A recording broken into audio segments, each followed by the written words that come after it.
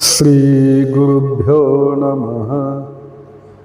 सहनौ भवतु सहनौ भुनक्तु सह वीर्यं करवावहै तेजस्विनावधीतमस्तु मा विद्विषावहै। ओम शांति शांति शांति। हरि ओम।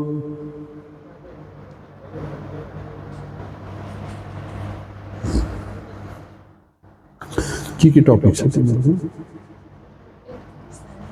Ethics and discipline in spiritual life and meditation. Ethics and discipline as the foundation for meditation in Buddhism. उस्तै झन्डै झन्डै उही नै हो। अलिकति फरक बुद्धिज्म र हिन्दुइज्ममा थोरै फरक छ, त्यति खास फरक छैन। Foundation same.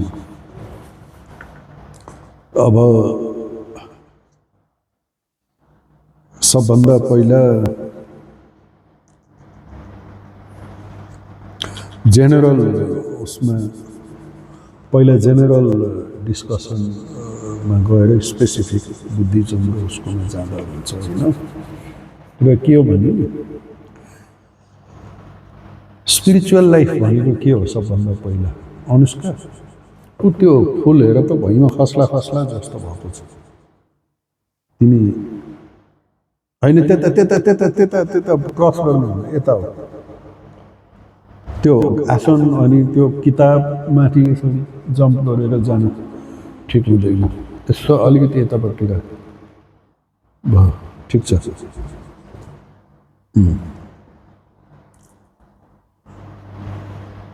स्पिरिचुअल लाइफ भनेको के हो? सबभन्दा पहिला what is spiritual life, what is meditation होइन? त्यही त छ तपाईँको मेडिटेसन स्पिरिचुअल लाइफ भन्ने।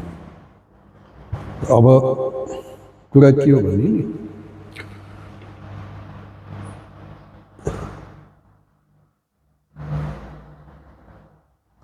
बुद्धिज्ममा के छ भन त? बुद्धिज्ममा चाहिँ छ फोर नोबल ट्रुथ्सको कुरा हुन्छ। यो चाहिँ फोर नोबल ट्रुथ्स भनेको चतुर आर्य सत्य भनेको। आर्य सत्य। अब यसमा के हुन्छ भने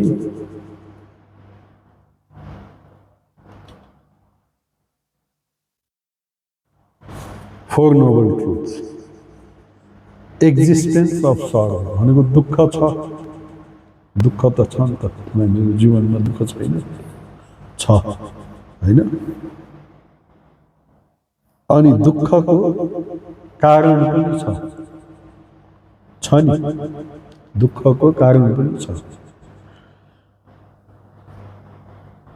अनि पर दुःखबाट निवृत्ति पनि पाउन सकिन्छ। दुःखबाट हामीले चाहिँ सेसेसन अफ सरो त्यो पनि छ। त्यो दुःख पर्मानेन्ट होइन, इटर्नल ट्रुथभित्र पर्दैन दुःख भन्ने कुरा। इटर्नल हुन्थ्यो भने त त्यसबाट निवृत्ति पाउने कुरा हुँदैन नि त होइन? तर पनि जुन इटर्नल होइन त्यो अहिले त छ। आजको दिनमा त मान्छेलाई त दुःख सबैको धेरै जसो मान्छेलाई त दुःख छ होइन? अब way which leads to cessation of to the cessation of sorrow. अनि दुःखको निवृत्ति कसरी हुन्छ त्यसको बाटो पनि छ हो कि होइन? दुःख छ यो कुरा पक्का हो। यो चाहिँ आर्य सत्य हो भनेको यो सनातन सत्य हो। यसमा कसैले छैन भनेर भन्न सक्दैन। दुःख मान्छेले फिल गरिराखेकै कुरा हो। मान्छेलाई मात्रै होइन, पशुहरूलाई पनि छ। सबै प्राणीलाई केही न केही दुःख त छ नि त। तर मान्छेलाई त साइकोलोजिकल लेभलमा पनि छ होइन? अरूहरूलाई फिजिकल लेभलमा होला, मान्छेलाई त साइकोलोजिकल लेभलमा पनि छ दुःख। अनि दुःखको कारण नभइकन फेरि त्यसको कारण छ। दुःख यत्तिकै छैन, केही न केही त रिजन छ नि त। अब जे कारणले त्यो दुःख भएको हो त्यो कारणबाट नै मुक्त हुन सक्यो भने त दुःखबाट पनि मुक्त हुन सक्यो। तर कसरी चाहिँ दुःखबाट मुक्त हुने हो, यो हो बुद्धिज्मको। अब त्यसको लागि यो बाटो मेडिटेसनहरू जे छ त्यसको लागि हो नि त। अरू त मेडिटेसन भन्नु त त्यसैको लागि हो होइन। स्पिरिचुअल लाइफ, पवित्रता, जे कुराहरू भनिन्छ, प्योरिटी, जे भनिन्छ, एथिक्स भनिन्छ, जे भनिन्छ त्यो it is only for that particular reason. अब हिन्दू धर्मले के भन्छ, फेरि हिन्दू धर्मको त ब्रड पर्सपेक्टिभ छ होइन। हिन्दू धर्मभित्र अब यो एउटा फरक के छ भने बुद्धिज्ममा विशेष गरेर अल्टिमेट रियालिटी भन्ने केही पनि छैन भन्ने, त्यो बुद्धिज्ममा चाहिँ there is no ultimate reality, आत्मतत्व भन्ने कुरा छैन।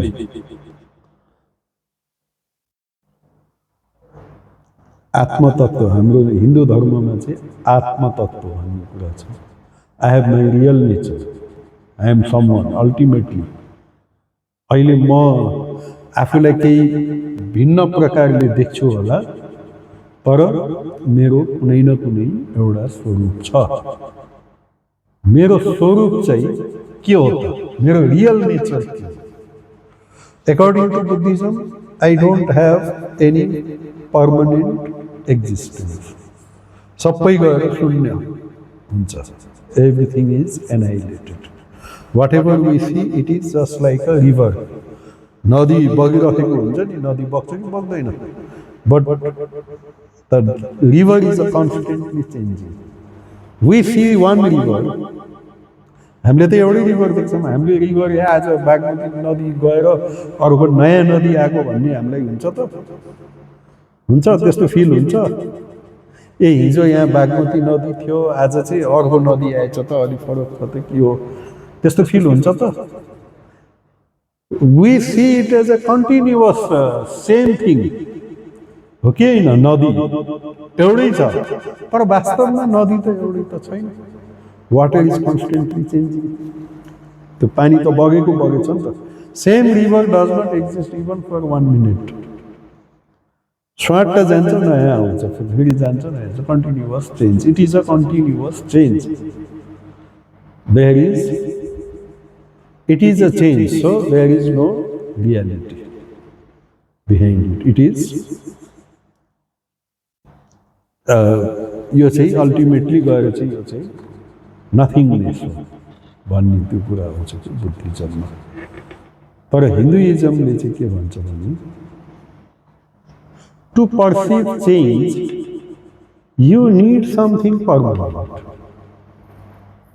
You need something to Vedanta, permanent. For example, there is a screen. For example, there is a screen, and you have a projector, and you project so many pictures. Okay? त्यो cinema चलिरहेको छ। हामीलाई थाहा छ त्यो cinema क्षणिक हो, एकछिनपछि त्यो हुँदैन होइन। त्यहाँ त सबै जे छ त्यो त पर्मनेन्ट त होइन, त्यो त कन्स्टेन्टली चेन्जिङ हो नि त। प्रोजेक्सन त त्यो त कन्स्टेन्टली चेन्जिङ कुरा हो। तर the screen behind the projection, that screen, white screen, that is constant, it does not change. So there must be something which does not change to perceive change. That is what the Hinduism says. That is the difference. बुझे? Change like who? The perceiver. Who is seeing the continuous change? Suppose you are standing Bagmati नदीको पुलको माथि, त्यहाँ पुल छ नि होइन, उता यता मृगस्थलीतिर जाने त्यहाँ पुल छ नि होइन। Suppose you stand on that particular bridge, the river is constantly flowing, हो कि होइन? The river is constantly flowing. It is constantly flowing. But the person who is standing there and watching, who perceives this continuous change, he should be constantly there. If he flows with the water, how will he perceive that change? You understand or not? If the person is constantly changing, he is moving, so he will not perceive the change. If somebody else goes in, he cannot say that the change has taken place constantly. So to perceive change, you need something which does not change. There should be some ultimate reality, which is not nothingness, but there must be something which is changeless reality. There must be some eternal truth behind the changing universe. Because the perceiver should be there who is not changing. If the perceiver is also changing, then we cannot perceive the change. होइन हामी एउटा ऊ हुन्छ के भन्छ एउटा हामी त्यो उसमा ट्रेनमा कन्सिस्टेन्टली हामी त ट्रेनसितै हिँडिरहेको हुन्छौँ नि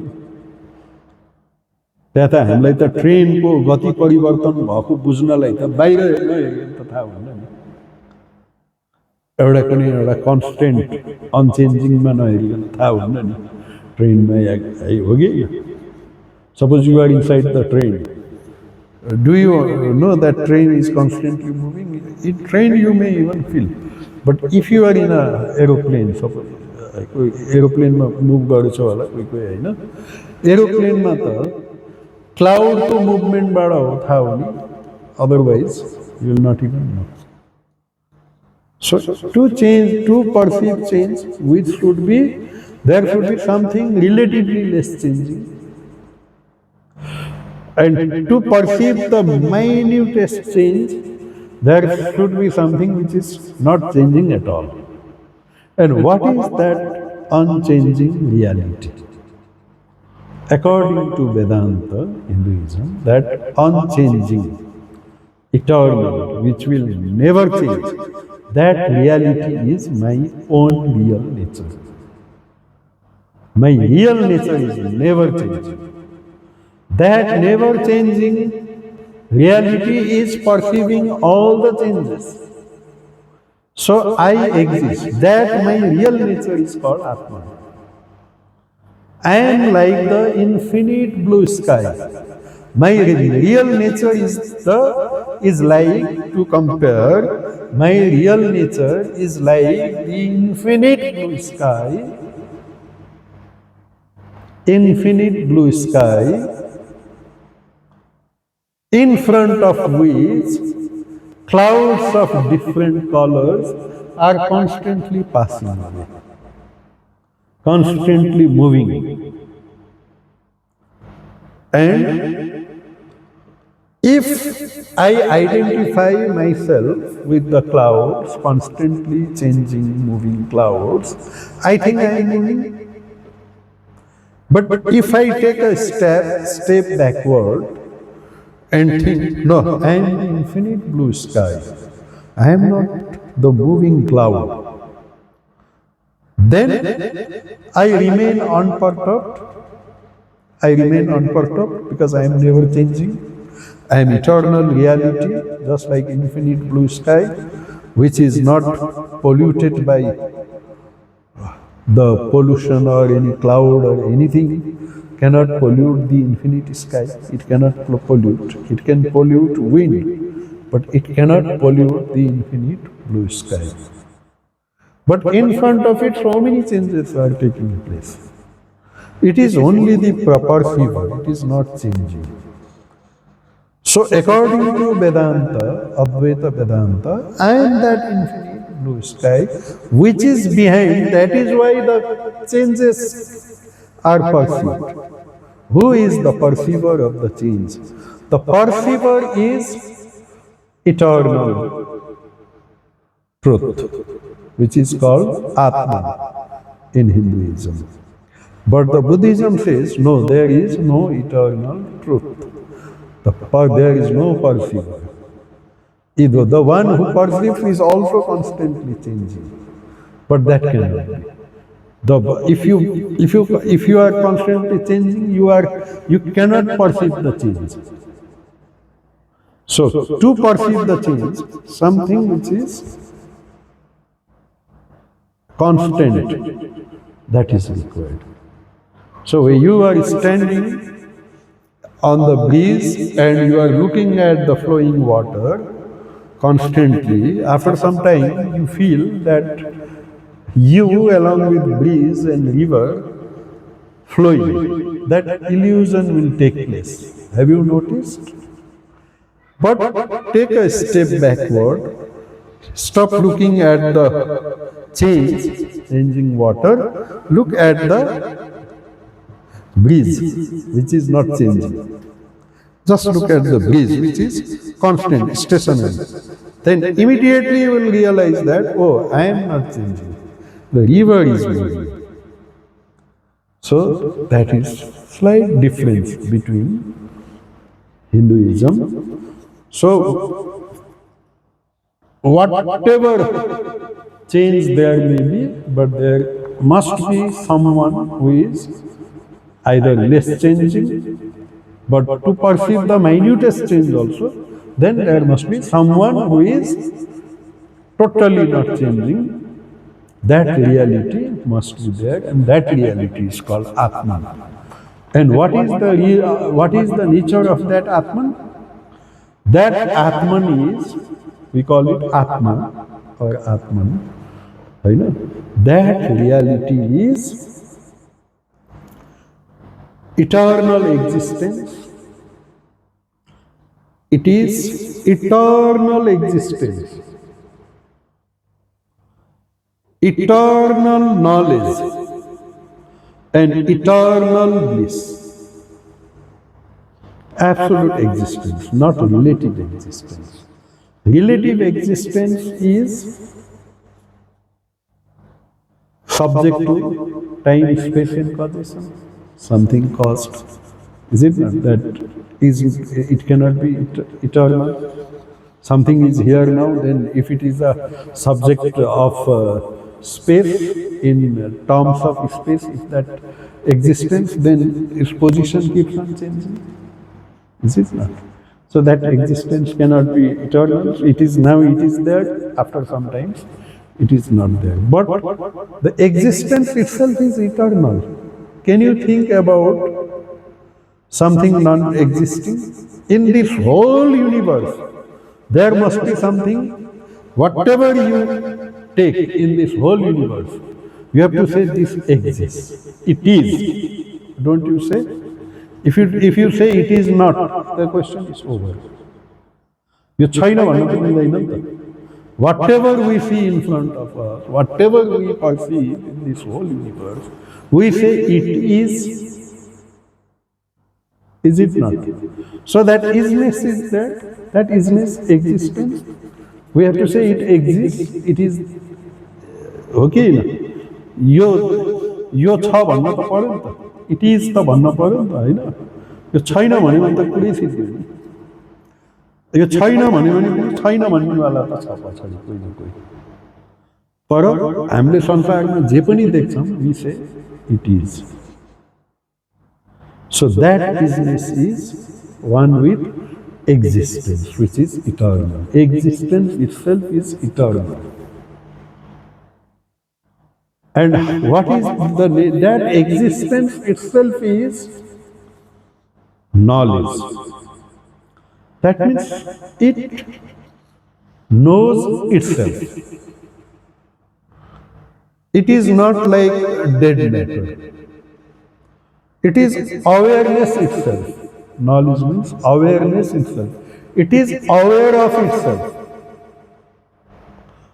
That ultimate reality, which is one with eternal existence, which is eternal existence itself, is also awareness, eternal awareness itself. It is not something which is not without any consciousness. Clear this much? And that very reality is also eternal bliss. It is full of bliss.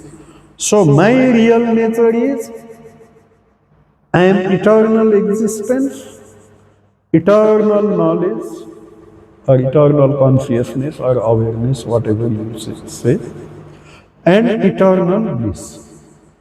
To put it in Sanskrit language, it is called, eternal existence is called Sat, eternal knowledge is called, or awareness is called Chit, and eternal bliss is called Ananda.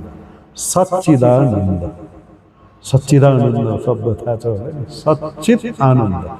According to Hinduism, the ultimate reality, God, or whatever name to give, so whatever. But what is the real nature of that ultimate reality? It is eternal existence, eternal bliss, eternal knowledge. So when you become one with, when you realize your real nature, that I am eternal existence, will there be death anymore? The question of being non-existence will arise? Will never arise, is it not? Can gold become non-gold at any point of time? Pittalai aligati polish gareko, it may fade, but gold will not fade. My real nature is eternal existence. There is no chance of its becoming non-existent. So the question, why we say, when you realize God, you will become immortal, you will not die. Physical body will die. Nobody can change that. But you don't identify yourself with the body. You identify yourself with your own real nature. Then you are deathless. In that eternal existence, you are deathless. Eternal bliss. It is constantly there. Constantly there. The little bit of cloud cannot change the sky's color. Is it not? Sky is blue. Sky will remain eternally blue as it is.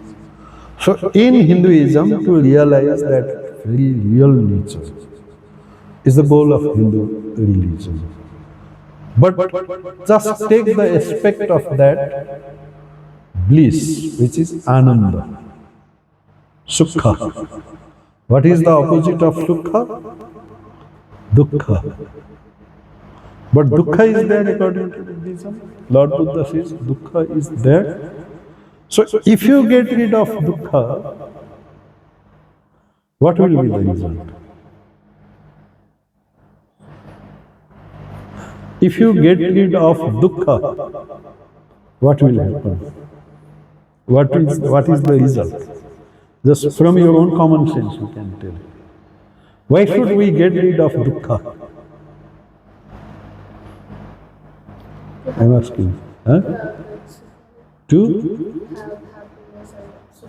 That is happiness. Naturally, cessation of Dukkha means bliss.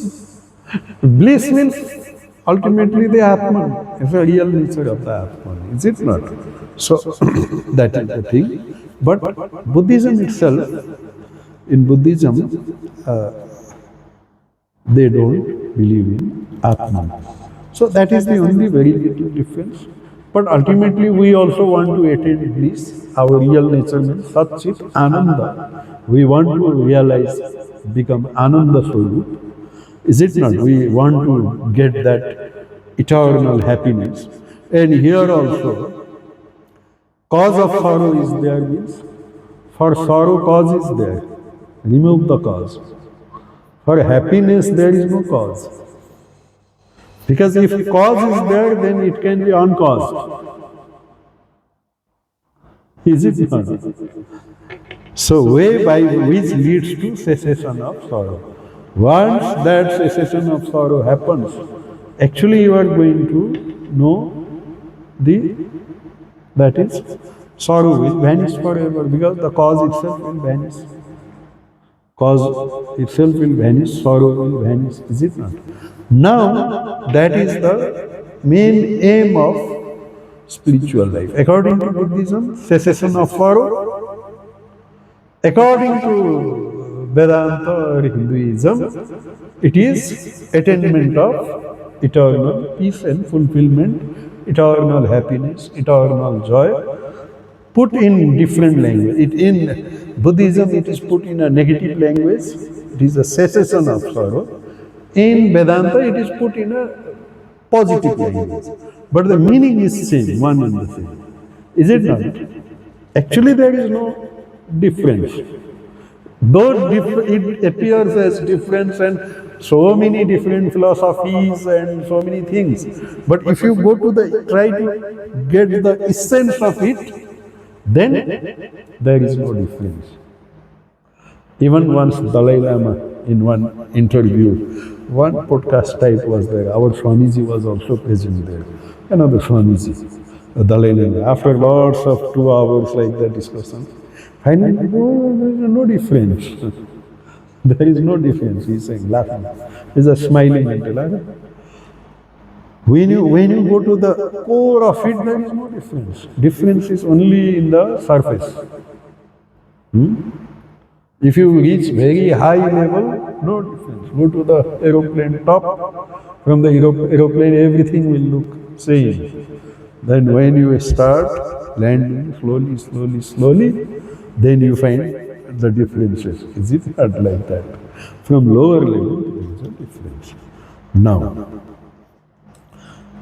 to realize that truth, we have to practice meditation. In Buddhism also, meditation, it is some, because I have to tell you exact things. It's a mindfulness practice. This is mindful. What is mindfulness practice? Again, you see. In Buddhism, we call it mindfulness. Huh? What is mindfulness? It is awareness. I told eternal knowledge, eternal consciousness is awareness. I told that ultimate reality is awareness itself, eternal awareness. So to get that eternal awareness, practice awareness every time. Be attentive. Whatever you do with attentiveness. Do with awareness. This is one thing. But in Buddhism, there is a practice, vipassana, meditation also is there. It's a little bit introduction, you will be knowing. Because actually meditation is not, today is a purity, I have to ultimately, before that some background. There you have to be, in that meditation, you have to be aware of, first you have to be aware of your own body. Like, you will close your eyes, is it not? Then you will be slowly aware of your own feet, own everything, whole of body. This is one thing. But in another level, you will also be aware of different thoughts coming to your mind, is it not? Then another, you will be aware of, the next is, you will be aware of first body. Then in the body itself, you will be aware of some phenomena which is constantly going on in the body. Which is constantly going on. Just like a constantly flowing river, there is a constantly flowing breathing in us. Try to be aware of that. That is to practice awareness. Buddhist meditation, some methods are there. Its main textbook for that is Satipatthana. Satipatthana. Sati, actually the word Sati, it comes from the Sanskrit word Smriti. It's a Sanskrit word, Smriti. In Pali it becomes Sati. Pali is a Prakrit language, which is the a kind of corruption, means it is a apavramsa, we say it, because of the tongue, different word we pronounce differently, is it not? English word we cannot exactly, can we pronounce exactly English word like English people? When English people will hear us pronouncing English word, he will not understand. Our pronunciation is so different. We will understand among ourselves, but English person may not understand it. Because compared to him, we will not pronounce it exactly. Then so many words, though, we have made our own word, Nepali word. Is it not? So similarly, Sanskrit, those in some areas when they cannot fully pronounce it the same way, then slowly that word will take different kind of form. Isn't it? That is called Prakrit language. And from Prakrit language, different languages have come. Nepali language comes from Khas Prakrit, Khas. Our language in Uttarakhand, Almora, this Garhwal, Kumaon, same, it is a same kind of language. So that time Pali language was the Prakrit. So Sati is, in Sanskrit actually it is a Smriti. Smriti. And Pathanam is the corruption of, not in a negative sense, apavamsa, as a apavamsa, it is prasthanam. Actually in prasthanam is pillar, smriti. But in Vedanta, if you just think about the Vedanta, we have three pillars of Vedanta philosophy. Smriti prasthana, first is Shruti prasthana, Smriti prasthana, and Nyaya prasthana. Shruti prasthana means Upanishad, Vedanta, Upanishads. They are the pillar of Vedanta philosophy. So Smriti prasthana. So for us, Shruti prasthana. Shruti prasthana is Upanishad. That is the pillar of this Vedanta philosophy. One pillar of Vedanta philosophy is Shruti Prasthana. Another is Smriti Prasthana. Shruti Prasthana, all the Upanishads. At least 10 to 12 Upanishads, but Upanishads are more than 100. But main Upanishads are there, 10 main Upanishads. Then Smriti Prasthana, like Sati Pathanam, which is the main textbook of Buddhist meditation. It is a apavramsa, corruption of Smriti Prasthana. But here meaning is different, it is a path of meditation. But in Hinduism or in Vedanta, it is a Smriti Prasthana is Bhagavad Gita.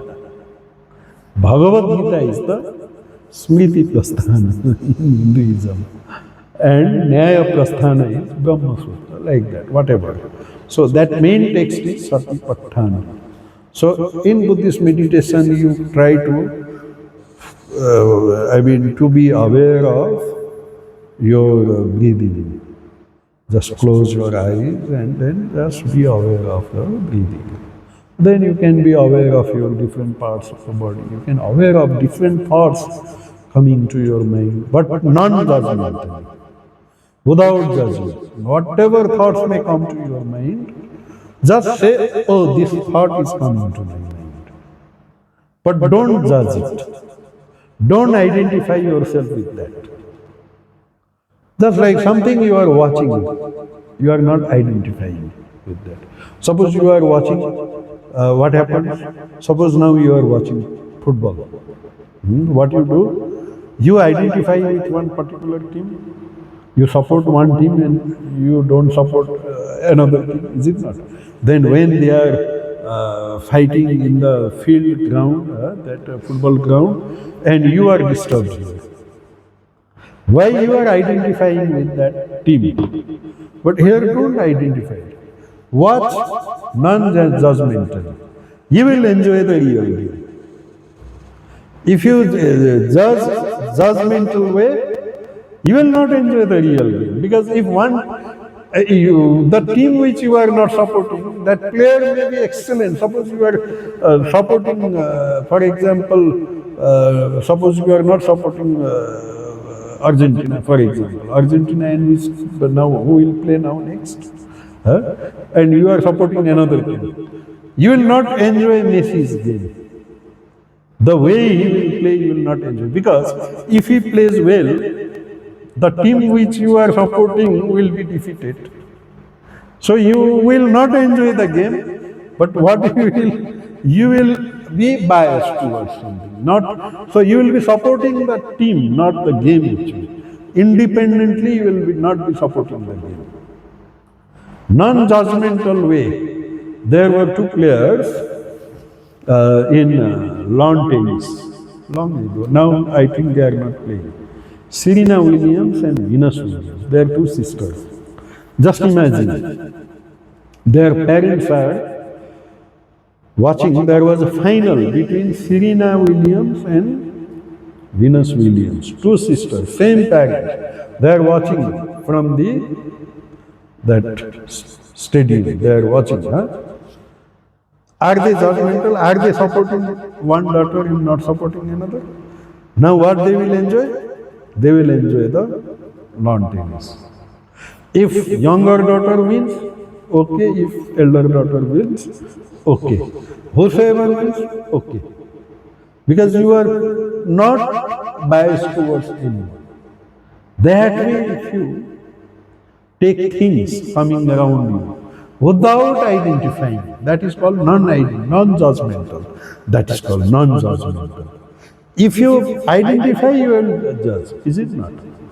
Oh, so many thoughts may be coming into your mind, but you will not be judgmental. If bad thoughts come, you say, oh, that bad thought is coming. Just like clouds of different colors are coming, but I am infinite blue sky, I am untouched by it. But I just observe, I am just witness of it. That is the kind of a witness consciousness in the Vedanta. In Buddhist meditation, it is like that, non-judgmental, being non-judgmental, is it not? And best way to practice it is, this breathing is constantly, it is going on. Because of that, you can focus your awareness in that. But it is a practice.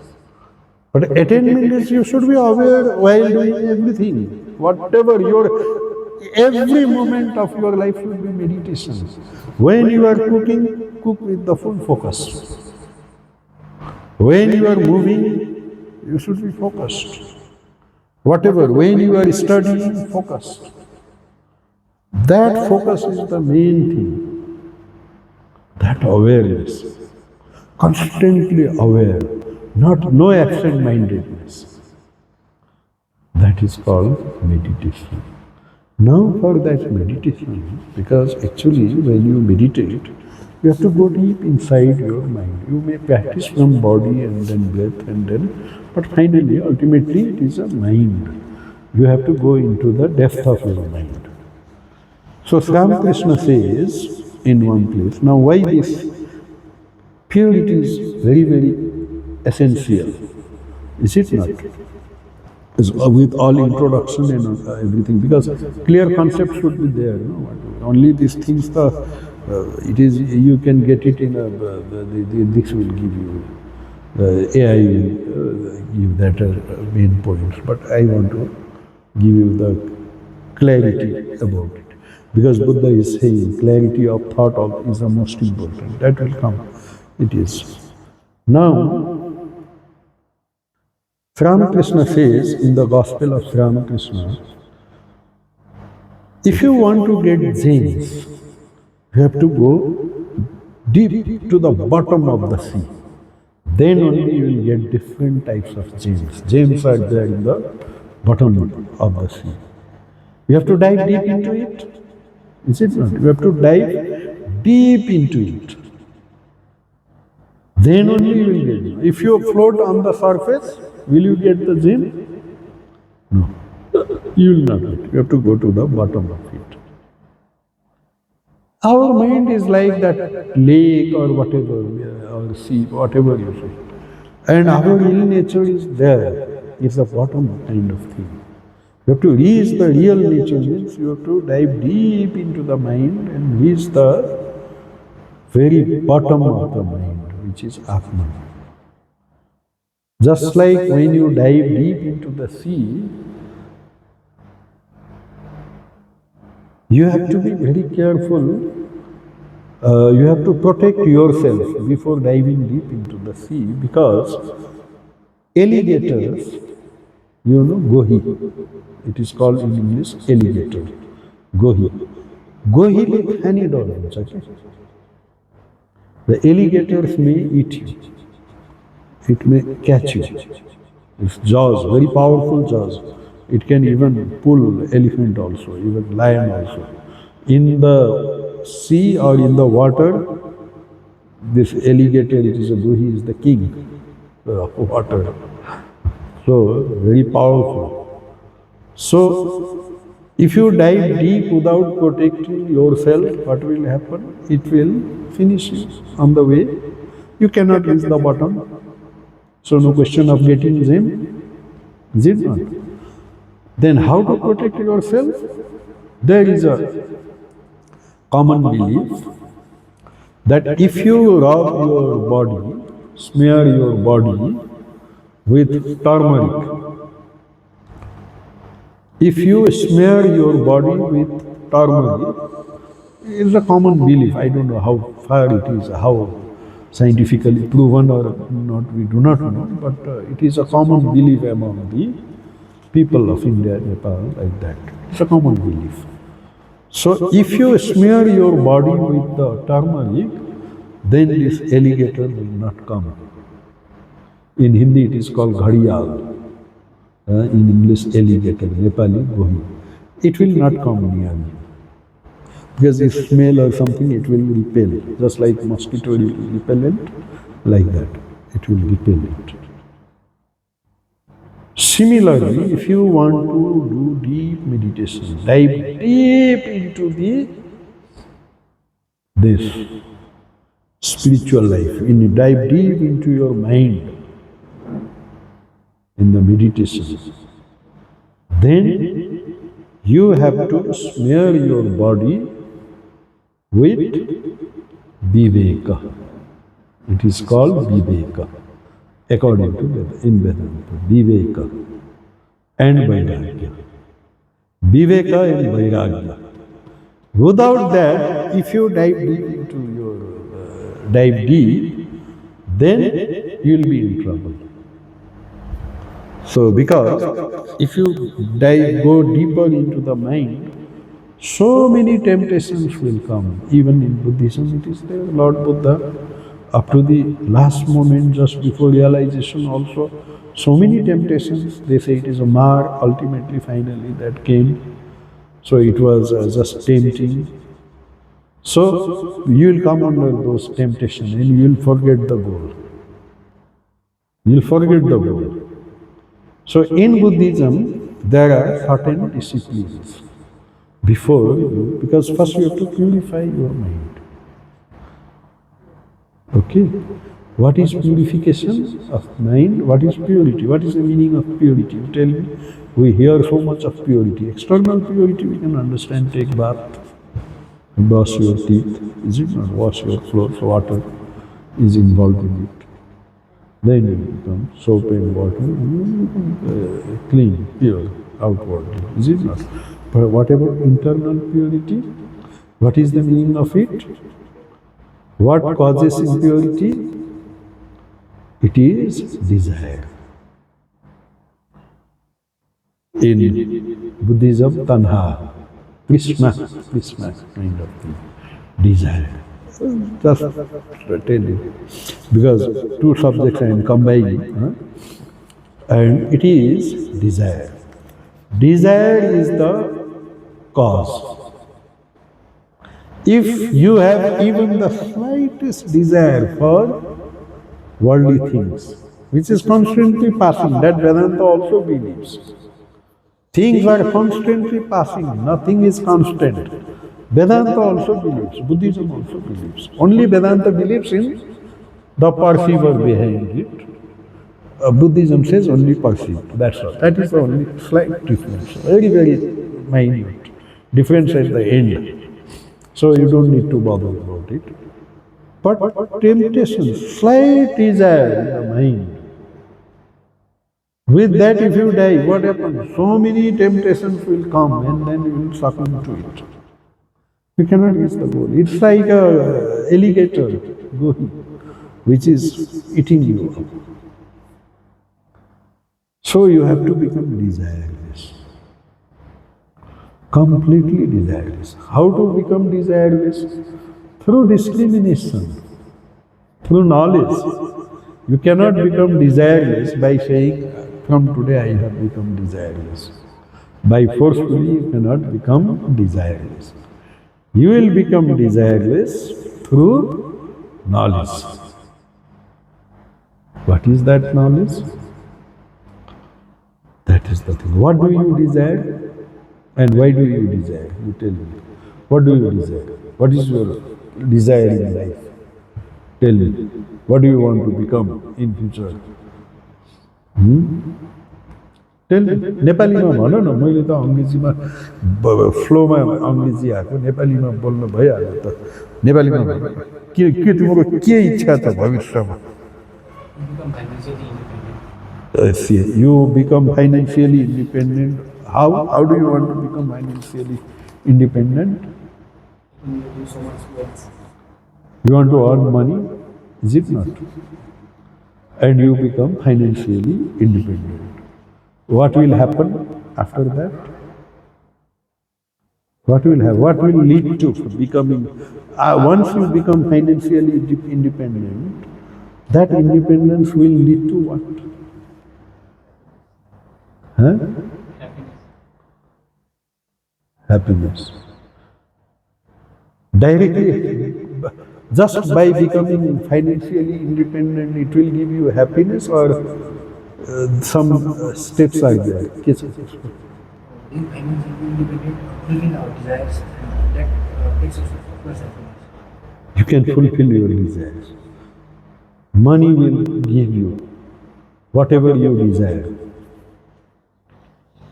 Do you think like that? Not all, maximum Some. sources. But if there is some another dimension of unhappiness, what you will do? How to get rid of that? So fulfillment of one desire is not going to lead you to the ultimate happiness. Is it not? There may be other causes for your sorrow. Is it not? So for that, what is your desire? Desire and fulfillment of desire. Will it give you the ultimate happiness?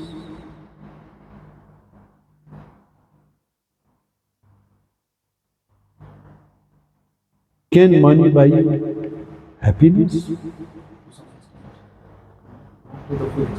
But how? It can buy you what? Some object.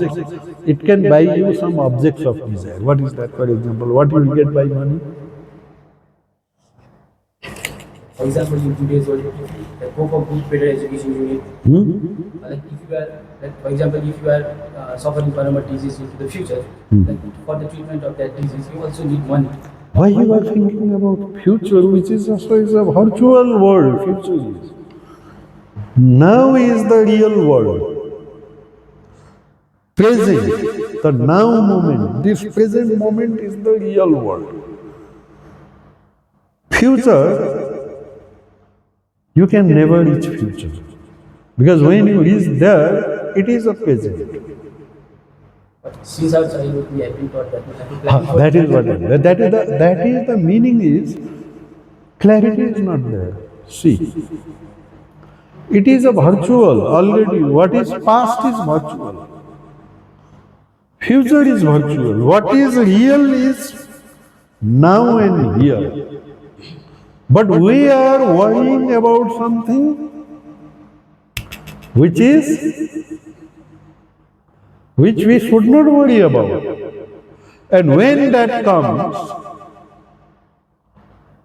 this will not solve that problem. And it may not come at all. But you are like what happened during Corona time, when there was Corona period. Somebody told during Corona, if that symptoms comes, then you will be panting for breath. You will feel the breathlessness kind of thing. You need oxygen. Now it might happen to one person out of so many. Everybody purchased oxygen cylinder and dumped it in their house. And there was a shortage in the hospital, and the person who required it now and here could not get it because of our living in the virtual world, that in future I may get this kind of disease where I might be having this kind of breathlessness problem, oxygen problem, so I should keep it now. And the problem never came. We are accumulating so many things in our life in anticipation of that we may need it in the future, but most of it will not need. And even we need, will not be using what we are accumulating now. That time, according to situation, something else will face it. So instead of accumulating things for the future, make yourself so strong, spiritually, physically, mentally, spiritually. Is it not? That time, presence of mind. Immediately you can apply your presence of mind. Is it not? You may have a wonderful gun with you. Is it not? Then you go to the forest. A lion comes, you do not know how to handle it. Useless. Is it not? So that is. What you think is okay according to a worldly kind of thing. It's not, it does not mean that, okay, you don't. But what happens, we do more than this thing, anticipating. This may happen. We do not know. We are thinking for future, 10 years, and we may die tomorrow. A very next moment, who knows? Do we know that how long we are going to live in this world? And we are accumulating for 10 years. Whereas I do not know my very next moment. The moment this body falls, you stop breathing, everything is gone. Nothing will be useful. Somebody else could have used, but you kept it with you, and another person also is deprived, just like that oxygen cylinder. Because of my unnecessary accumulation, another person. So, desire and money and all these things, in the long run, you will understand, and you have to understand one day, it will not give you ultimate peace and fulfillment. We think that it will give, but actually it will not give. This is the fact. When you need it, nobody will be with you. We do not know what will happen next moment. We are anticipating and then planning and then doing so many things. That is why, first of all, clarity.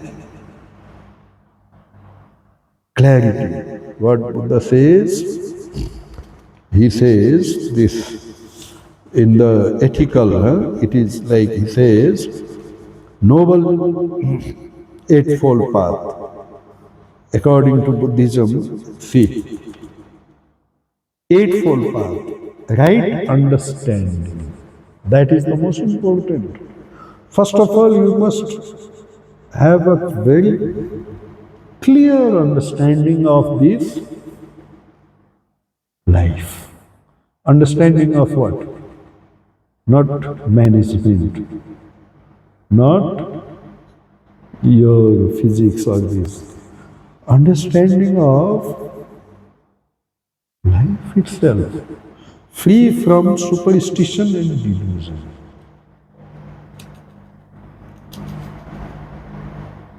We say, suppose some people say going to astrologer is to know one's future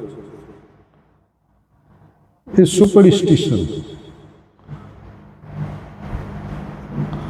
To anticipate so many things in the future and accumulate itself is a superstition.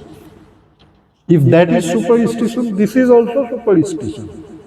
Both are superstition. That is why in the four noble truths, I told, these are, it will make ethical, these things. It consists of these ethical pillars. Of ethical pillars is four noble truths, then Panchasila is there. Sila, first told Sila. What is that Sila? Take the precept of absent from killing. These are some practices, moral and ethical practices, which is the foundation for meditation ultimately.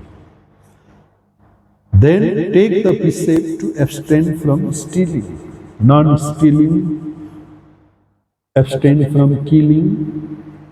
Clear? But here we need maybe some explanation is required, because abstain from killing, now it can be so many interpretations may be there. Non-killing is a great virtue, no doubt.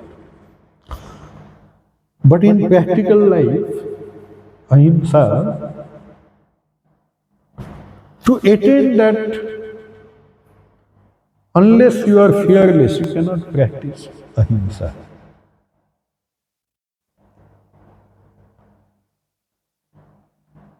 You have a sense of fear always, is it not? You have a sense of fear always, is it not? So abstain from killing, in what sense? It is the highest virtue, no doubt. Non-killing, ahimsa is the highest virtue. There is no doubt. But we have to attain to that state of mind where there will be no fear itself and you will not require at all to kill us. Not only not killing yourself. Suppose you say, I don't kill. I am doing full ahimsa. But in suppose you are a rich person, you keep one bodyguard to protect your things, to protect yourself. You have a bodyguard. That means you have fear. You may not be killing, but you are paying someone to kill. Because if somebody comes to attack you, then you have to kill. Somebody else will kill on your behalf. So long as you have fear, real ahimsa is not possible. Not only that, forget about your keeping some bodyguards. In your own country, police prasasana is there. The police prasasana government is there. Army is there to protect your nation. Police is there. Is it not? To protect you, to ensure the law and order. Suppose tomorrow government will say, from today no police prasasana. We will remove all this system of police, army, all this security and everything will remove. Will you be able to live in Kathmandu? Even for 1 hour? Everybody will rush to each other's wealth. In reality, we are not so much civilized. It is police personnel they are making for some time, making us civilized. Is it not? Government is trying to maintain law and order everywhere. You can freely move. You are able to practice ahimsa. But actually you cannot. Because if police prasashan is there, not there, then you will be, afterward, carrying one gun maybe with you to protect yourself. Is it not? Or you will be learning some kind of martial art. So, ahimsa is highest virtue, but we have to reach that state of mind when you will be totally fearless. When you will be like Buddha, Angulimal is coming. Huh? He is saying, oh, where are you running? Buddha said, I have already stopped. I have stopped long ago. You are running. Why you are running? Buddha is counter question. Is it not? And that lady came with the child. Is it not? My child, he died. Then Buddha says, go and bring some mustard seeds or something, a handful of it. I'll make your child alive again. Then she goes everywhere. She will understand the reality of life, the fact of life. That is called understanding life. That is called understanding life. Problem is solved, not solved, it is dissolved. Problem is there. The child is still, it did not relive, is it not? त्यो बच्चा त बाँचेन नि त फेरि भगवान बुद्ध त बचाइदिन भने तर त्यो महिलाको समस्या त समाधान भयो नि त भयो कि भयो कसरी भयो बच्चालाई बचाइदिएर things in the world will go on, it will not change. You have to understand. You have to, when you have a very clear understanding of life, your problem will dissolve. Not solved, but dissolved. It will be there, but it will not affect you. Things will be in this world, things will be there, but it will not affect you.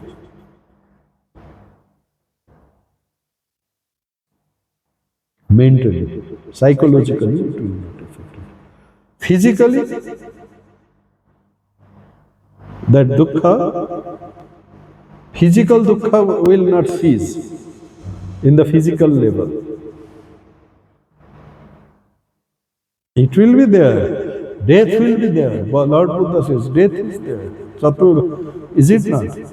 In this, what he said, what he saw, a dead person, is it not? So, did he say that I will conquer death and then he became immortal and still he is moving in this physical body? No. He became aware of his own nature. Because of that, his problem is solved. His physical body passed away. But when he gave up his body, it is just like a worn-out cloth. Torn clothes, you remove it and throw away and put on a new garment. Are you very sad to throw torn clothes? Just like that. Mahaprabhu, Kusinada, he went. Now I will give up my body. Ananda was crying. Buddha said, don't depend on me. Be independent. Take me as a guidance. That's okay. But be independent. Atmadipo bhava. That is why Atmadipo bhava in Pali. But Atmadipo bhava.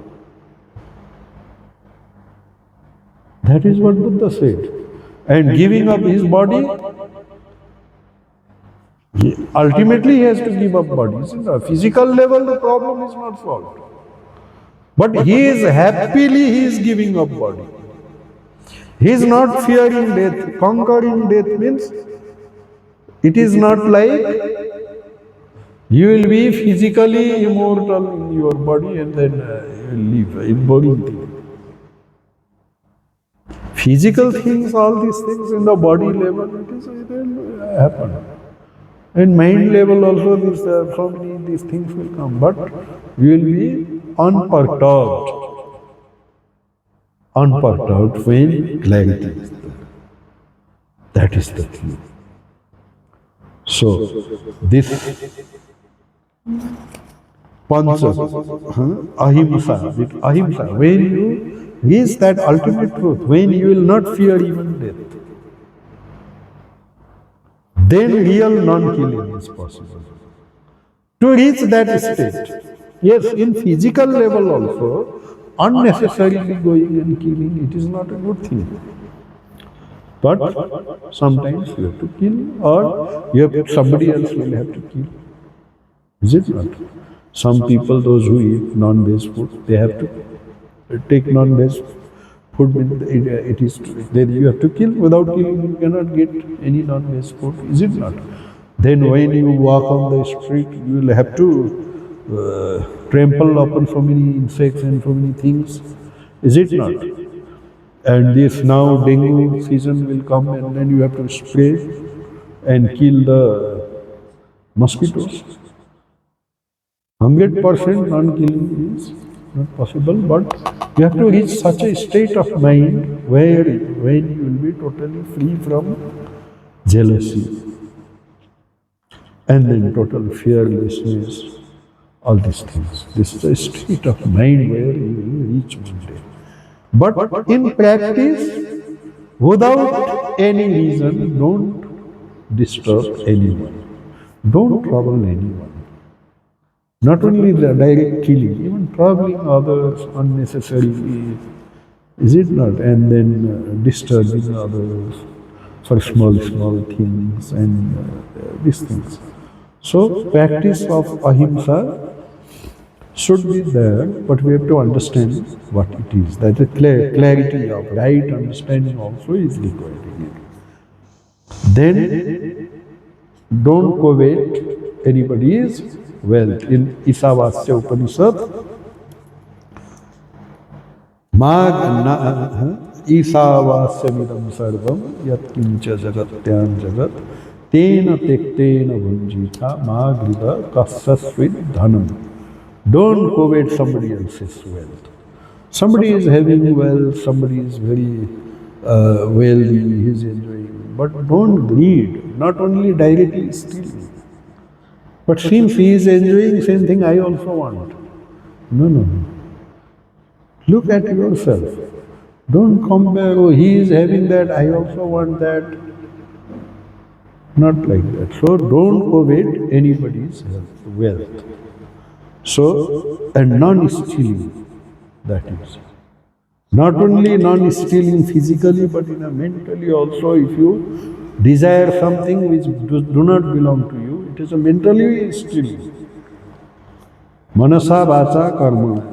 This is actually non-stealing is also a virtue. Then, adultery. Take the precept to abstain from adultery. You understand, I think. Is it not? Adultery. Suppose you have, a person has one wife or one husband, but his mind is in some other woman or some other man. That kind of thing, that is also not good. Faithful to one person, that kind of thing. Then, abstain from lying. Telling lie also is not good. It will make your inside more and more complicated. If you tell the truth, finish. If you tell one lie, for that one lie again you have to tell hundreds of lies, and then you will be always disturbed in your mind. Problem, so much problem. So, no lying, truthfulness. Ramakrishna also told in this Kali Yuga, truthfulness is the great tapasya, austerity. Then precept, abstain from liquor, yes. See, It's not out of so many abstain. Not killing is there, but directly not telling don't eat meat or something like that. Buddha did not tell. But he told abstain from liquor, yes. Liquor will affect your mind. And cigarette may not affect your mind. But wine, this will directly affect your mind and then it will give that kind of impetus to you to do something wrong. As strictly in all religions, even in Islam, in Christianity is slightly different because holy wine, all these things are there. But in Islam also, wine is strictly prohibited. Sikh religion also prohibited. Even in Hinduism, some tantra practice they do, but actually it is strictly because wine will spoil your mind, and that person who is a drunk, what he will do, you do not know. You cannot rely on, once you drink, you cannot rely on your own self. Even your own daughter will not be safe when you are drunk. That is a very dangerous thing. Drinking. That is why directly, physically, Lord Buddha is not telling other things, directly that particular thing. Out of 5, you see, even meat, other things he is not telling. There are thousands of things we eat, is it not, or drink. But liquor is directly telling how harmful it is. Very, very harmful. Because your mind will go. According to Buddhism. Other religion also, same thing. Even in Ramakrishna mission, strictly prohibited. For monks, not for devotees, that whatever they will do, that is there. No, not advising, but some people do. Some maybe in very, very cold area, they need, like Mustan, Muktinath, that area, minus 10 degree, minus 15 degree, minus 20 degree. Maybe they need that kind of lifestyle. Maybe. So we should not. But especially if you are following this spiritual path, you have to be very careful. Because you see, other things are all mental, other level, is it not? Non-killing mental level. This is a directly gross level, he is telling. Directly that object itself is telling. Is it not? Others are like psychological, but these are that particular thing itself, Lord Buddha is telling. This is ethical practice. Then also it comes eightfold path. Right understanding, free from superstition and delusion. Then right thought, high worthy of the intelligence. According to Vedanta, it is a Shravan Manan. It will come, I will come to that. Right speech. Right speech means, in Sanskrit also, Satyam Bruyat, Priyam Bruyat. Is it not? Like that. Kindly, open, truthful. Like that. Right action. Peaceful, honest, pure. Is it not? Right livelihood, not bringing hurt or danger to living being. Yes, to great extent. Right effort in self-training and self-control. Indriya Nigraha. In Sanskrit it is called Indriya Nigraha. You have Indriyas. How many Indriyas are there? Sense of perception and sense of action. Tell me, what are the 5 indriyas? Huh? Eyes, ear, nose, tongue. Yes. These are 5 organs of perception. Then 5 organs of action are there. Like for example, tongue. is organ of perception and action both. Is it not? It is when you are tasting something. Taste. You are taking the taste with the help of tongue. Enjoying the taste. It is perception. But when you are, I am now talking, it is the organ of action. Hands, legs, all these things. Okay? So, you have to restrain. You have to restrain. Because these indriyas, these five sense perception, it always want to go outside. More, you have to, whatever your indriya will say, you should not follow it. Indriya is like horses. In our Upanishad, indriyas are like horses. Horses means, if you have a chariot, do you have chariot? You know what is chariot? Rath? Rath यात्रा इन्द्र जात्रा रथ के हुन्छ नि कुमारीको रथ हुन्छ के हुन्छ होइन that's a chariot. In the chariot, why you are looking that side? In the chariot, horses are like the five sense organs. Then you have this rein, one beetle is there, that rein, that is like your mind. Then there is a one driver, Sarathi, that is like your buddhi. Buddhi, intellect. Then the owner of this chariot, he is the Atma. Now, whose journey? It is the journey of this Jivatma. It wants to reach Paramatma. Now, what happened? You are, what you are doing? What you are doing is,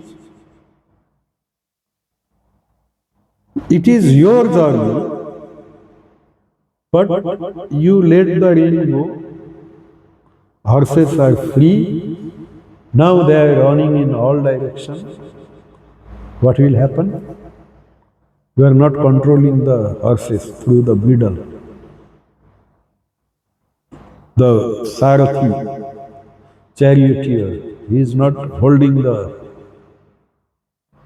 middle, that rein. What will happen? That journey, is it safe? That chariot will go to the ditch. Is it not? It will meet with an accident. Is it not? So those horses are like the indriya.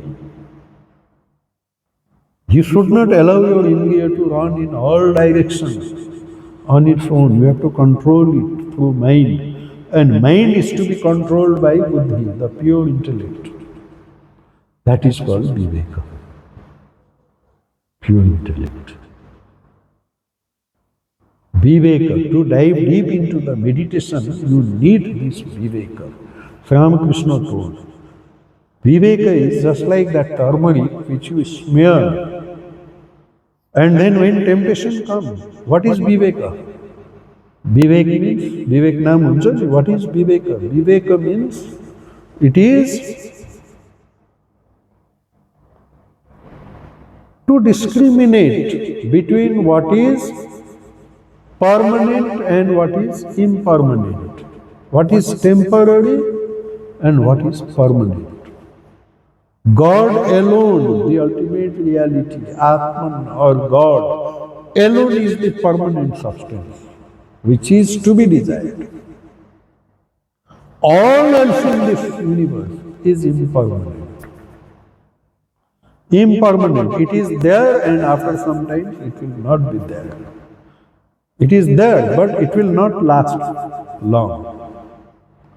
So that understanding should be clear. So what is the goal of my life? To know that ultimate reality which is permanent. Not to run after impermanent things. Without that you cannot realize the ultimate truth. If you run after impermanent things, If you run after your desires, if desires are guiding you, thinking that you will be safe,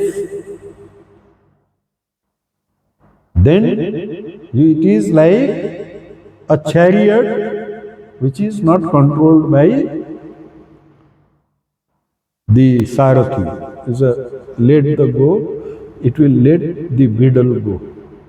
Then you will fall down somewhere. It will meet with an accident. That is the thing. That is why you have to discriminate between what is real and what is permanent. That is called viveka. According to Hinduism, this sadhana chatushtraya is there. According to Vedanta, moral principle. There also you have to practice the same thing. What are these sadhana chatushtraya? It is like viveka and vairagya. Sri Ramakrishna told the same thing. Viveka and vairagya required. It is like turmeric. Viveka is to discriminate between what is permanent and what is impermanent. And vairagya means detachment, the power of detachment from which is impermanent. To be able to give up which is impermanent. In Vedanta also this purity you have to practice. So first there are sadhana chatushtaya, 4 pillars of your sadhana, meditation. One is viveka. Viveka means discrimination, to discriminate between what is good. The pure mind only can discriminate. If your mind is full of desires, it cannot discriminate. Now you have to do that discerning between what is permanent and only God is permanent. Only Atman is permanent. All these things in this universe, everything is impermanent. It can give us some temporary satisfaction, but ultimate satisfaction it cannot give. That is called right understanding. Then what is that? Eightfold path. Eightfold path. What are the eightfold path? Right speech, right action, peaceful, honest, pure. Right livelihood, not bringing hurt or danger to living beings. Right effort in self-training and in self-control. Right mindfulness. This is mindfulness. The active watchfulness. Not only be attentive while doing, don't look at the watch. It will go up to 6 o'clock, 2 hours session. No, it is a 2 hour session. What is this? Watchful mind. The active watchful mind. Watchful about whatever you do, be attentive. This is one watchful. That is what is called mindfulness. That is one aspect of mindfulness. But watch your mind. What is going on there? What is going on there?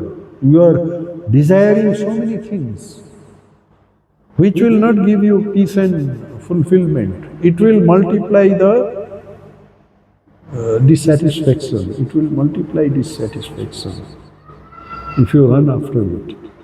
Watch your mind, whether in my mind pure thoughts are coming or not.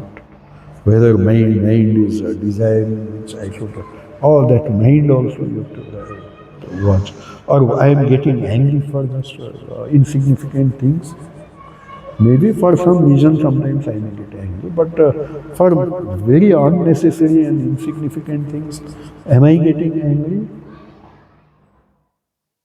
Am I becoming jealous? You have to watch your mind constantly. It is like you have to become psychologist yourself. Outside psychologist can only help you to watch your own mind. He cannot do it for you. That is just a kind of a counseling kind of things. You have to watch your own mind, what is going on there. Any bad thoughts are coming there. Am I desiring something? I am getting perturbed for unnecessary things. What is condition of my mind? Constantly watching, analyzing. But after watching, what you will do? Once you watch your mind, okay. If I had quarrel with my friend, then now after 3 days also I am not able to get rid of that anger. Watch your mind. Does it befit me?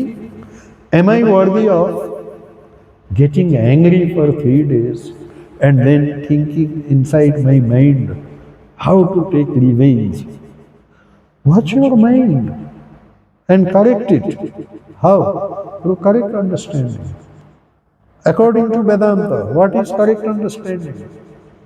Somebody came to me, during quarrel, he told something, some kind of disturbing things to me. But what is that to me?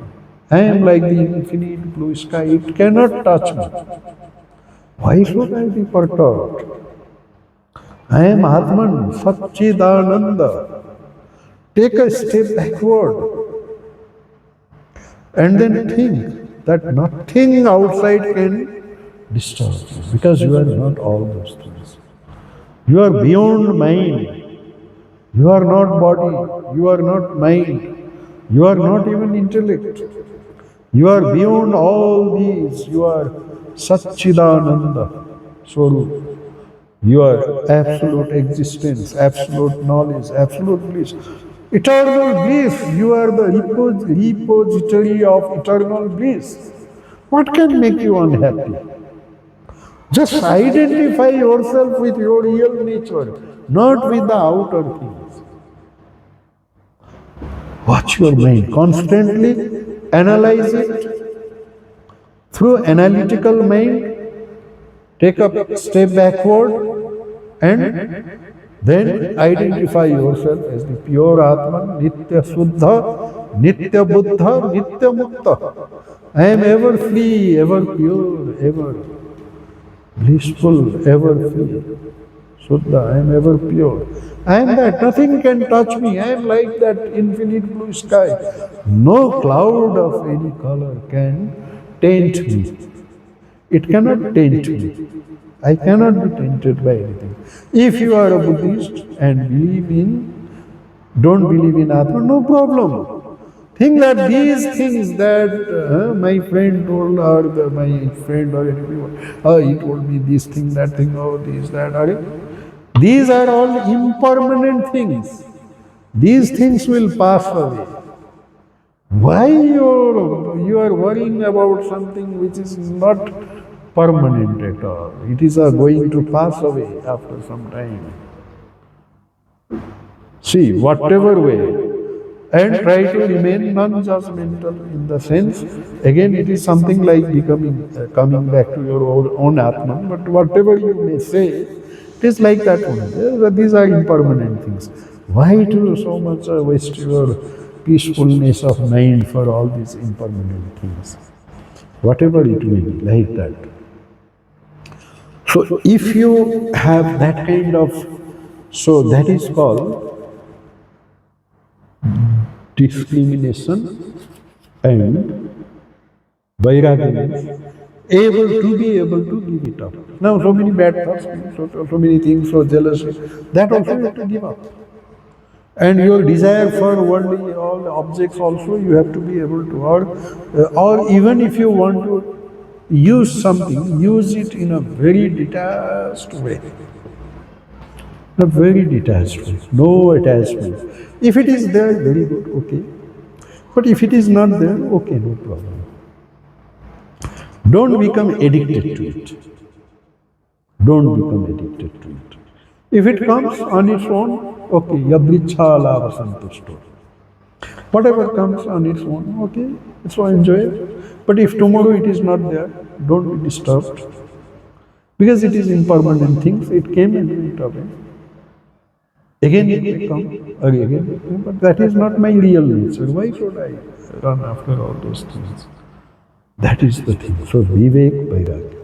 With that, if you dive deep into your mind, that detachment and discernment, power of discrimination, which is, then you go deep, dive deep into it, temptation will come. But you can discriminate, are this kind of temptations coming? No, they are impermanent. I will not succumb to it. And you will give up. There is a story of Nachiketa in Upanishad. It is called Katha Upanishad. He will have some kind of near-death experience in today's modern language.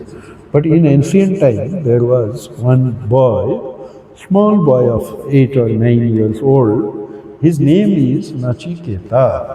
His father's name was Bhajasravasa.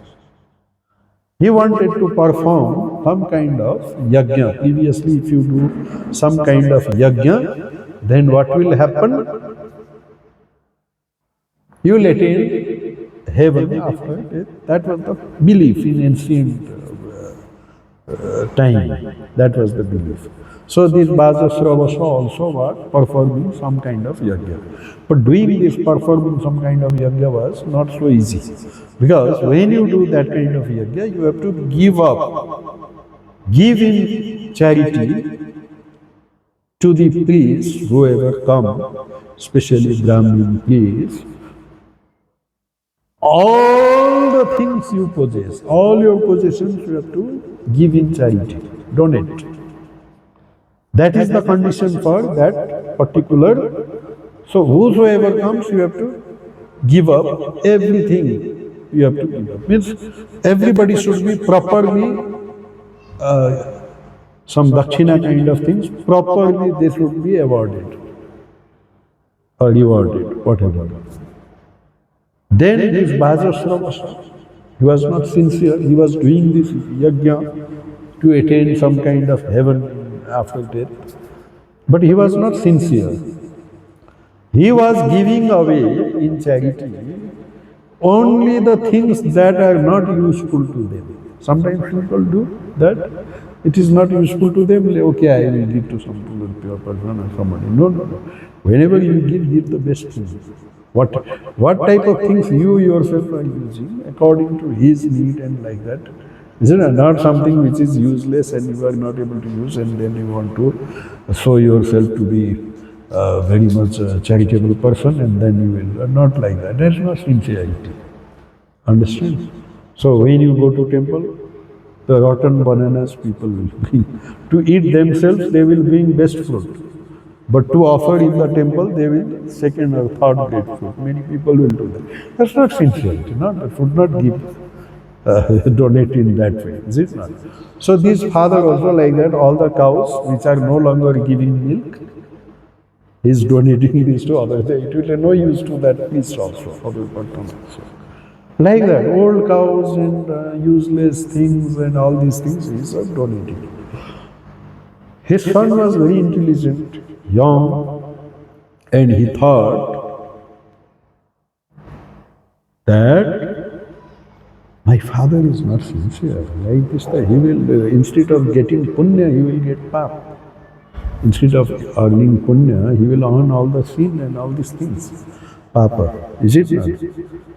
So, he wanted that at least something should be given which is useful, so that father will get some kind of punya. And he thought that in his own mind that I belong to my father. I am son of my father means I belong to my father. I am his possession. Is it not? And I am very useful, young. So at least if my father gives me to some priest and I go there and serve, some punya my father will earn. Otherwise, giving all these old cows and all these things, that it is useless. So what he does, goes to his father. Father, whom are you going to give me in charity? To which priest? This type of question is irrelevant. Why? It's a very small baby child, he is seeing so many things he is giving away. So he thought that after some time he may give me also in charity. He might have thought like that. So unknowingly, as a small child, ignorant boy, so he is telling like that. So he did not give any importance to that. But the child asked again. second time. Father, to which priest you are going to give me away? Father doesn't give much importance to it. Then the boy is very kind of, he is very obstinate kind of thing. He doesn't want to give up. So he asked third time to father. Father is busy with all these management and all these things. Again he is asking, Father, to which priest you are going to give me away? And father gets angry because again and again this boy is coming and disturbing us. Then out of anger he says, I will give you to the Yamraj, the god of death. Yamraj means god of death. Out of anger he told, not in a real, he did not mean it. Out of anger, and he wanted the boy should go and play or do something else, not come and disturb. So out of anger he said, I will give you to the Yamaraj. Now this boy started thinking, I am so worthless. Am I so worthless that my father wants to give me away to the Yamraj? Am I so worthless? And then I am not worthless if I am not the best, but I am better than many, but I am never the worst. But why my father told that he wants to give me away to the Yamraj? So that is called Shraddha. I may not be the best, but I am better than many. I may not be the best, but at least I am mediocre. I am better than many. I may not be the top person, but I am not the worst person also. So I am not like a worthless fellow. So I am better than so many. That kind of attitude is very good. That is called Shraddha. I can do something. I am worthy of something. I am not a worthless fellow. That kind of thought came to his mind, Nachiketa's mind. What he thought, since my father, because that time obedience to parents, especially father, was great virtue for children. So he thought, it is the commander, like in Ramayana also, Ramchandra, just one word of father, he immediately gives up everything and goes to forest. Similarly, just like that. And this Nachiketa also, since it is the command from my father, I will go to death and meet death. Is it not? Then he goes to death. He goes to the door of death. When he goes to the Yamaloka, there's his abode, his house, there is Yamraj, only his wife is there. And in our ancient times, even now also, if in any house, only woman, when we go, in a relative's house, no problem, but in somebody's house, when we go and then only women are there, generally we don't go inside. We wait outside for some male person to come. That is a kind of a general code of conduct which has come down to us from generations. That is the thing. So this Nachiketa waits outside the door of Yamraj. Okay. After 3 days he is waiting outside. After 3 days Yamraj appears. He comes. Has gone somewhere due to some work. Then he comes and he goes straight inside his room. Then his wife says, oh, one Brahmin boy. He is a Brahmin. And also he is a guest. In ancient time, guest is highly regarded as a god itself, just like God. Any guest, Atithi Devo Bhava, any guest comes to your house, you should properly entertain him. Atithi Devo Bhava. He is a Atithi. Then on the top of it, he is a Brahmin also. Brahmin also is very highly considered in ancient time, even now also. The real meaning of Brahmin is not mere Brahmin by caste, but by scholarship. Actually, Brahmin means a great scholar who dedicates his life to finding out some truth, just like a big scientist. He is not looking this side. He is not looking for money, power, position. He just wants to find out truth, some scientific truth, maybe in modern days, and he is totally dedicated to it. For that, sometimes he does not even want to money and all these things. He wants truth. No money, nothing like that. That is called, actually, in real sense, that is called Brahmin. One is totally dedicated to truth, without any motive, not for money, not for name. If you are doing it for name, fame, and other things, no, not. Then you cannot be a Brahmin. You have to dedicate your life for the truth, for something, to discover something. Either it is in a scientific, say, some truth, or in ancient time it was the discovering your own inner self, to realizing the highest truth, for which Lord Buddha gave up everything, his house and everything, is it not? His family, everything, his whole kingdom, everything he gave up. When you dedicate your whole life for that, then you are a Brahmin. So that kind of person should be highly regarded, should be highly respected. That is the meaning, real meaning, not in the sense of now this is a caste and lineage, but in that sense. So, but whatever, he is a Brahmin boy, and also he is a Atithi, and 3 days he has been neglected. Then it is a great sin kind of things. So go and first entertain him.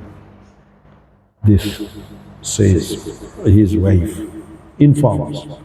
Then this Yamraj invites Nachiketa, and then he goes, bows down to Nachiketa. Then he says, "Oh Brahmin boy, oh my guest, oh Lord, I am very sorry because for 3 days you are neglected, but to compensate it, I will give you 3 boons. 3 boons I will give you. Whatever you want, you ask from me. So for 3 days, to compensate, for 3 days, I will give you 3 boons. Then, first boon is, he says, my father is very angry with me, and let the anger of my father vanish, and nothing, and whatever this thing, my father should not incur any kind of sin. And when I go back to my father, he should be able to recognize me, or he will think he's a ghost or something like that. Because here they might be thinking he's a dead body already, near death kind of experience. Here in the earth, it is a dead body. He is there conversing with the Yamraj. So when he goes back, so they will think, oh, ghost like that. So he should be able to recognize me. So in one boon, he already asked 2, 3 boons together, because now he will be going back to earth. Now he is like a dead person, is it not? He wants to go back to earth, and for his father's whatever these things, his anger and all these things should go away, and he should have same love for me, all these things. First boon, a personal kind of things. Second boon, he asks about some kind of yajna, By doing it, people will be like happy or something, or they will attain some virtue in future in heaven or something like that. And that about that yajna. So first boon Yamraj gives immediately. Tathastu, okay. About father going back, all these things. No hesitation, without hesitation, immediately he gives that boon. Second boon, also immediately he explains how to do this kind of yajna and all these things, this kind of sacrifice, everything. And it's a very useful yajna those days. And it will benefit a large number of people in the world. So second boon Nachiketa asked for. First boon for his father and all these things. Second boon for the welfare of the whole society. And Yamraj explains everything. And then the name of the yajna also. That is the first discovered by Nachiketa through Yamraj. Before that nobody knows in the earth. Alright? So that name of that this thing will become Nachiketa yajna. Just like some three laws of this thing, nature discovered by Newton, it becomes motion, three laws of motion discovered by Newton. Because he discovered it for the first time and it became Newton's law of motion. If somebody else has discovered somebody else's, so like that it became a Nachiketa yajna. It was given his name by Yamraj himself. Then third boon. What is the third boon? Nachiketa asked, some say after death, once a person dies, he will continue to live.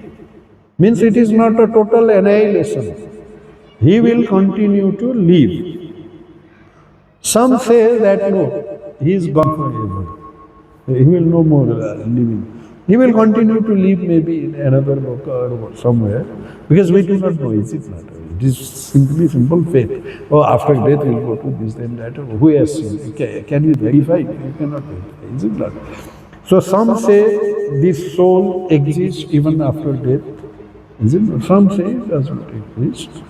So I want to know the truth about this Atman, this truth. This time, Yamraj is surprised, taken aback by this question. He is shocked, because this is a very deep philosophical question. A matter of life and death and all these things. It's a deep psychological, deep philosophical question. Then Yamraj tries to, you see, Nachiketa wants truth. Now Yamraj is telling Nachiketa, oh Nachiketa, you are such a young boy, just 8 or 9 years old. These questions are not for you. Even the Devas in ancient time, Devatas, like Indra, Varun, in ancient time, Devata means Vayu, all these things, they also are confused regarding this. They also do not know about, even the Devatas do not know about this truth. This is a very highly philosophical thing. It is not for you. You are a young boy. So ask something else which will be useful to you. You want to live a very long life on earth? Ask for that. Long life. Want to live for 10,000 years? Because ancient time in the Vedas it is said 100 years. Satayu vai purusha. A person will live for 100 years. It's an average now also, you know that, is it not? But so you want to live for 10,000 years? Ask that, I will grant it to you. Or you want to have a beautiful wife, the most beautiful wife, maybe this world of the earth, not there directly, I am just telling you. If you want that kind of most beautiful wife, that also I can grant it. If you want to have a chariot, thousands of chariots, just like in today's world you have thousands of Mercedes Benz or something like that, you have costliest cars and all these things. Do you want those things? That also I will grant. How many you want? cars and all these things. That also he wants by earning money, at least 1 or 2 cars or 5, 10. Is it not? You want the kingdom of the whole earth? You want to become the king of the whole earth? Ask. I will grant that also. I will give you long life, the most beautiful wife. You will become the king of the whole earth, not only of one small kingdom. And you will have dancers and like that, most beautiful women and men and women dancing and entertaining you, thousands of it. Whatever things of enjoyment you want, I will give you. Ask for those things, because I can give you.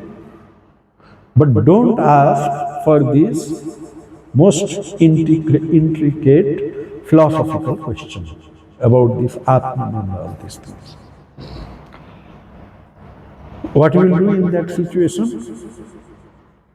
Oh yes, I was such a fool to ask about this Atman. No, yes, I want to live for 10,000 years. I will become the king of the whole earth. I will have a most beautiful girl as my queen. And then everything, whatever, chariots and now maybe all these cars and all these things. You will choose that? If I was born at that particular time, my mindset will have been different, but today's is a different. No, mind is always same. It is never different. Enjoyment is that time also, enjoyment also now also. Only objects of enjoyment have changed, but desire to enjoy has not changed. It is not the object of enjoyment, it is a meaning, is a desire for enjoyment. You think that it is this story of Nachiketa is not the past story.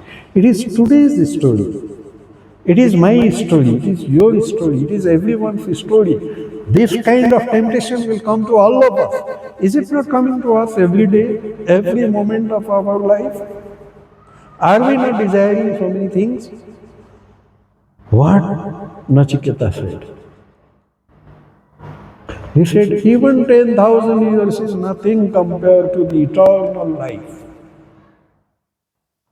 These chariot, these things are all impermanent. Today it is there, tomorrow it is not there. They are all insignificant things compared to the eternal Atman. I do not want all these things. Keep it with yourself. Keep all these things to yourself, with yourself. Tavaiva vaha tava nitya gite. All these things I don't want. I want that knowledge of the self.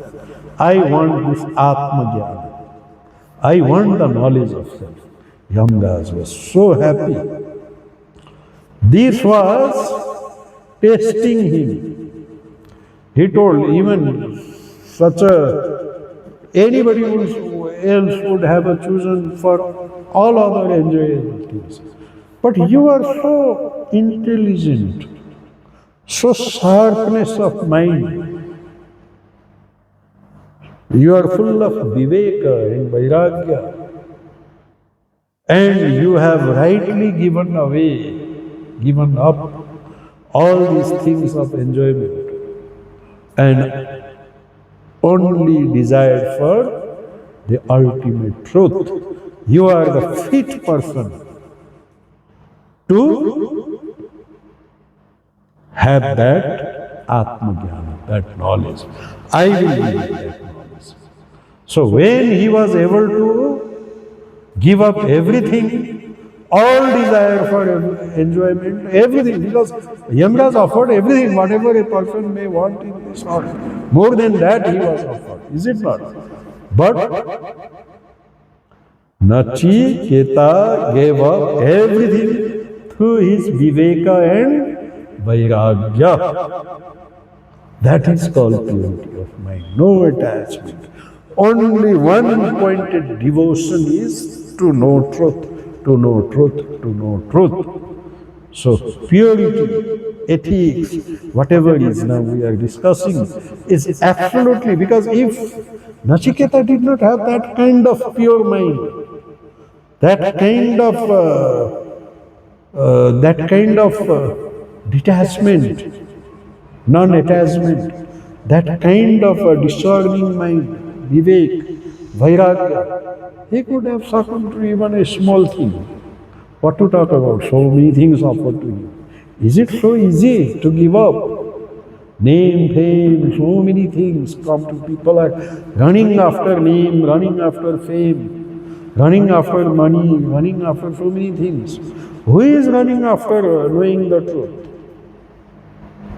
So when you are able to give up everything, and I want only truth and truth and truth, for that your pure mind is required, absolutely desireless. No desire, even the slightest trace of desire, even the little desire, just like you need a very sharp and pointed mind. If you have little desire, it is like a thread which is not pointed.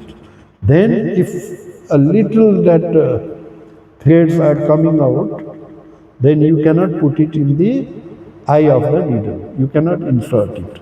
Is it not? You must have experience when you want to insert the thread inside the no fiber kind of the fabric should be sticking here and there. Is it not? It should be one pointed. Then with that one pointed, then little this thing, it will not. You cannot put it.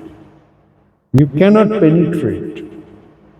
You cannot penetrate into the ultimate truth. For that, you have to be absolutely desirous. And these disciplines are to make you fit for that ultimate truth. Ultimate truth will never come to one who is desiring so many things. Ultimate truth will not come to the weak person. You are desiring this, that. Naya Mahatma Balahinena Labdya. So according to again our Vedanta, Sadhana Chatushtaya, Vivek, Vairagya, then sixfold inner wealth, that is Sama, tranquility of mind, and then Dhamma, restraint of senses, same thing coming, you see. Then Uparati, withdrawal or satiety. It is a natural stepping back from excessive worldly duties and social this thing. And then all this, just I am giving you the just names. It is from Google, you can get it. Then it is in the Vedanta Sar, mainly it is there. Shankaracharya gave the Sadhana Chatushtaya, then Samadhi, Sadasampatti, all these things. Then Titiksha, that is very important. That is also one virtue to be practiced. Titiksha means forbearance. Sahansilata.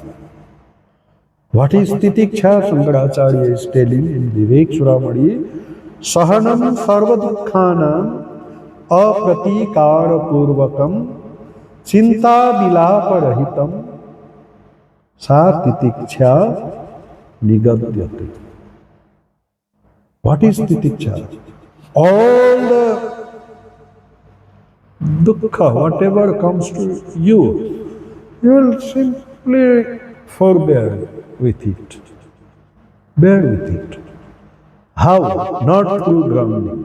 If you grumble, you are bearing, but at the same time you are grumbling. No, without cursing anyone, without grumbling. Just be calm, remain calm, just like non-judgmental kind of thing. Remain calm. Whatever dukkha, whatever disturbing this thing may come, all the sahanam sarva dukkhanam, apratikara, don't resist it. Pratikara, don't resist it. Don't grumble. Chinta vilaparahita. Don't lament. Oh, I don't have. Okay, I am tolerating. Right, my life is like that. But it is ये मेरा फुटा था यो मेरो फुटेको कर्म भन्छ नि मेरी फुटी कर्म भन्छ त्यसरी होइन not that way. Okay, whatever God has given me, I will accept it very gladly. Not that somebody is having but I am not having. त्यो चिन्ता बिना पर not always that in your mind you are always lamenting, oh, I am not having, another person having. Not like that. That is called titiksha. In your life, many things will come.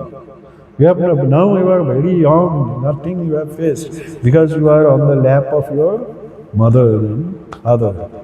You are fully protected. Your 90%, your parents are acting as cushions. When you have your own responsibility, when you grow further and face the world, be strong. That is what Swami says. Be strong, my young friends, Swami Ekarthananda. Not only physically, mentally, spiritually. Be strong, my young friends. That is my advice to you. You will be nearer to heaven through football because physical strength. Now football is going on. Swamiji is telling, play football. You will be nearer to heaven through football, then through the study of the Gita. Because first you have to build your physical strength. Naya Mahatma Balahinena Labhya. If you are weak, you cannot realize the truth. Not only physical weakness is also cause of at least 1/5 of our, 1/4 of our this misery, cause of our misery. Or 1/3 of whatever Swamiji says there. Because unless you are physically strong, mentally strong, you will not understand the mighty genius of Lord Krishna. You will not understand Gita. A weak person can never understand Gita. Gita was given to whom? Arjun, where? Battlefield. War is about to start. Arjuna, warrior, is there. He is perturbed. Then Lord Krishna is telling, Arjuna is warrior par excellence, the best warrior of that time, is it not? But even he is little disturbed. Then Lord Krishna enlightens him through the Bhagavad Gita. So if you are a weak person, you will not understand Gita. War is about to start, and Lord Krishna is very smiling, no disturbance in the mind, you see. Lord Krishna, no disturbance. Because if you are disturbed inside, you cannot smile. Your lips will not part to smile. Is it not? So, such a tense situation. But Lord Krishna is very calm and cool, and he is giving the whole Bhagavad Gita, enlightening Arjuna, and then he stands up and fights. Krishna is telling, stand up and fight, not one step back. That is the idea. Fight it out, whatever comes. Let the stars move from the spheres. Let the whole world stand against you. Death means only a change of garment. What of it? You gain nothing by becoming coward. Taking a step backward, you will never avoid any misfortune. So, stand up and fight. That is what Swamiji is saying, repeating the Bhagavad Gita in modern language.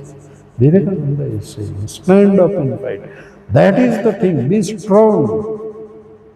Not only physically, but mentally, psychologically, and intellectually and spiritually. Bahubala, physical strength is also required. That is also required. That's the muscle strength also is required. Is it not? Buddhi bal, intellectual strength also required, but most of all, character strength is required. Atma bal, the strength of character, pure character. Purity, very pure. Even somebody wants to bribe you with thousands of crores of rupees, you say no. If you are in a very good position in future, maybe big officer studying in such a prestigious university, KUSOM is a very prestigious, one of the best, maybe best management, is it not? Or one of the then maybe one day you will go to some high post, somebody wants to bribe you. That time, say, he will give you 1 crore or more than that. You say, no. That is character strength. That is character strength. That character strength is required if you want to know Atma Jnana. That purity is required. That is the thing. So, this is overall. Then another point is Samadhi, this this Sampatti, single pointed, then Samadhana. This is called Shraddha is required. Shraddha. Another Titiksha I already explained. Then Shraddha. Shraddha means Nachiketa. He told, I may be, I am better among many. I am, to some extent, in some cases, I may be the best, but I am never the worst. Then he goes there. That is a Shraddha. Shraddha, when it happens, you will not only respect yourself, you will respect everyone. You will respect yourself, self-respect, you will respect everyone. Shraddha is a wonderful word which you cannot translate into English. You cannot translate it into faith. It is not exactly faith. Faith means kind of trust. It is not only respect. Shraddha does not only mean respect. For example, political leaders, you respect when they come. When you are suppose attending some meeting, some political leader comes, you stand up, bow down and respect. But do you have faith? You will not have faith. Oh, these people will cheat us, is it not? They are cheating us like that. You have the respect, but you don't have faith. A barber. Do you have a very big respect? No. We don't have so much respect for a barber, is it not? Who? For hair, if cutting hair. But you have full faith. The blade he takes you here, you see, little here and there, he can immediately kill you. A political leader you cannot allow like that. It is that means you cannot have that faith. But to the barber you have faith, but no respect. But here it is a faith, respect, and it is for self-respect and respect for others. When you have a self-respect, you also have respect for others. Not by demeaning something, I want to become great. That is not Shraddha. So that is Shraddha also is one of the qualities you have to practice according to Vedanta. Then another is Samadhana, single pointed concentration. As I told, when you want to discover something, one pointed concentration also is penetrating mind. Then only it will penetrate into anything and it will uncover the secret of nature. And it will realize your own Atma. Even for study, if you have a penetrating mind, anything you can grasp very quickly. That kind of, then that is, and then third point, Samadhi Sadasampatti, that is 6 points. That comes under the main Sadhana Chatushtaya, third point. Then fourth is Mumukshatvam. Means desire for, intense desire for freedom. If you don't have desire for freedom, then nothing is useful. You may have everything, but desire for freedom is required. I want to flee from this bondage of transmigration, all these things. So desire for mumuksha. So that is what Shankaracharya says. In this world, four things are very, very rare. Manushyatvam, mumukshatvam, and Mahapurusha Samsraya. It comes Devanugraha Karakam, something like that. Something like that, he says. And what are they? I forward that. In Vivek Chudamani it is there.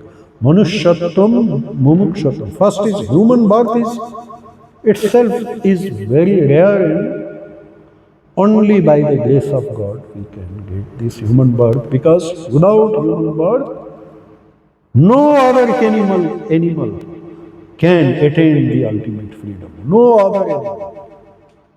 An elephant so big, but it cannot attain mukti. It cannot become free from dukkha nivritti, will not happen to elephant.